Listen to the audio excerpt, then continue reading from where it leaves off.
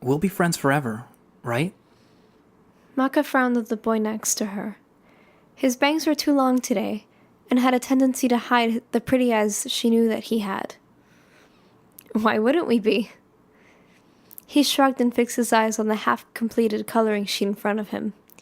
It was mostly made up of greens and golds at the moment, which is a strange color for the ocean to be, but Maka liked it. I don't know. Did someone say something? He shrugged again, this time more forcefully. I don't know. It was just a thought. Perhaps subconsciously, his eyes flickered over to Tsubaki sitting on the other side of the table with one of the new kids they'd gotten at school in the last couple of months. His hair was an outrageous blue, and he had a loud mouth. Either way, Maka wasn't keen on him. Well, even if nobody said anything, she said pointedly, we're going to be friends. Forever. Are you sure? Is that something we can do? Why not? Maka said curiously. Well, we could get in a fight. Or you might not like my drawings. Maybe you just won't like me when we get older.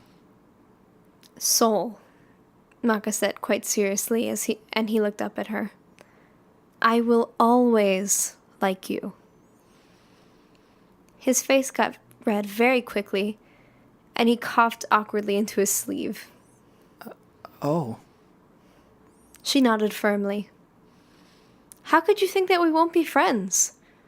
We're always going to be friends, Soul. I'll like you no matter what kind of things you draw. Thanks, Maka. Here. She stuck out her pinky and wiggled it in front of his face. He balked a bit and wrinkled his nose. What's that for? We're going to pinky promise. He raised his pinky and curled it around hers. I promise that we're going to be friends forever. Now you. I promise. Soul said, eyes flickering between her face and their pinkies. That we're going to be friends forever. Great! Maka smiled widely and took her pinky back so that she can finish coloring.